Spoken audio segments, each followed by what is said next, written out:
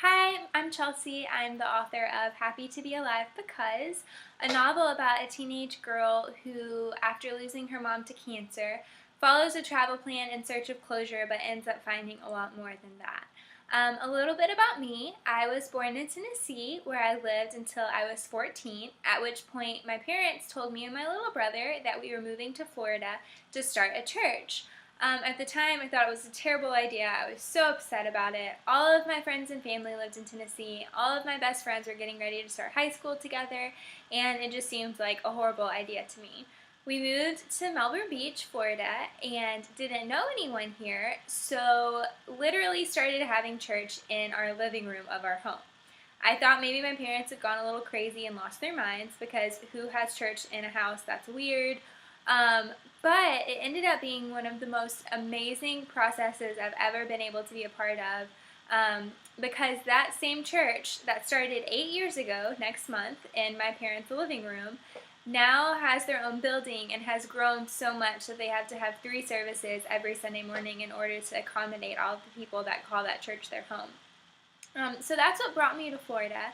And if you read my book, some of the scenes at the beginning are kind of loosely based on that, getting, to Florida for the first time. Because it was a completely new experience. It's like seeing the ocean for the first time and thinking, oh my gosh, I live across the street from the ocean. Or seeing people get up so early and run across the street to go surfing before work. Or having a picnic on the beach. Like, all of those things were foreign to me because I'd never lived in a beach town before. When I was 17, I met a boy who was a lifeguard and liked to surf and gave me a lot of reasons to go to the beach. And on December 29th of 2012, I married him. He is in medical school in Orlando, and so that's where we live right now, me and him and our little puppy named Gatsby. So that's all about me. Now let's talk about my book. Um, when it was the day before I was going to be leaving for college, and I was hanging out with my family at the pool, and this idea popped in my head, and I thought that would be a really cool ending for a book. And I wrote it down. I think I had like a journal or a piece of paper or something, and I just wrote it down really quick and kind of didn't think anything of it. But, fun fact, that what I wrote down that day actually was the last page of my novel that's out right now. So if you do read my book, when you get to the last page, you can think, oh, I wrote that at the pool before I even started writing the book. I was an English major, and that comes along, obviously, with a lot of writing and a lot of research and stuff like that, which in theory I thought that I was going to love because I love writing.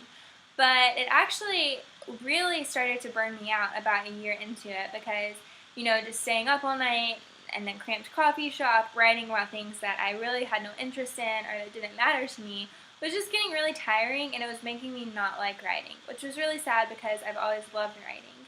So what I started to do is when I would get overwhelmed or really stressed out about writing, I would start to write this story that was kind of bouncing around my head that I had, wrote the ending to that day by the pool. And it became kind of a stress relief for me. It was usually just a sentence or two at a time, maybe a page or two, and it was usually around 2 a.m. in a coffee shop when I was deliriously tired. But it gave me something to remind me, like, I do love writing. It isn't all bad. It isn't all stressful. I should keep doing it. So I graduated in May and went straight into wedding planning. We got married in December, and the day after we got back from our honeymoon, Chris, my husband, went back to school. And that day was the first day in over 2 years that I didn't have something that I was planning for, or have something that I was working on, or something that had to be done right then. And it was a really weird feeling, and I kind of didn't know what to do with myself. So I thought, why don't I write a book? So I got all of my journals out from college, and I laid them all out and looked at them, and I was really surprised with the amount of content that I actually had. When I lined everything up and, kind of started writing it down, I had a pretty solid outline.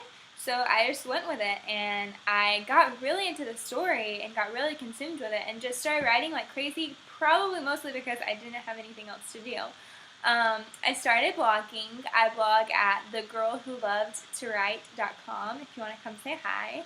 And I would blog about, I'm writing a book and I'm loving it, and this is the dream that I'm chasing. And I got to meet a lot of other people who who are also chasing their own dreams. And it was really cool. It was kind of like a support system where I had something to hold me accountable. Like, you can't tell the internet that you're working on a book and then quit. So I kept writing the book, and I finished it in June. And it was published April of 2014 on my 22nd birthday. So that was a really cool experience, waking up that day knowing not only did I turn 22 today, but my first novel is out, something that I've always wanted.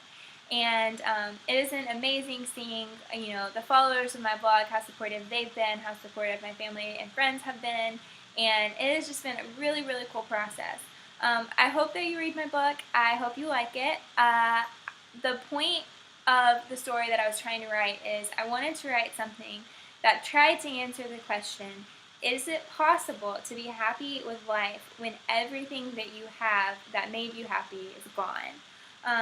So I hope you read it, and if you do, I hope that it reminds you of all the little things in your life that really actually make you happy to be alive. If you like it, or if you don't, or if you just want to say hi, please talk to me. Hit me up on Twitter or Instagram or my blog. I would love to hear from you. Thank you so much for listening, and I hope to hear from you soon.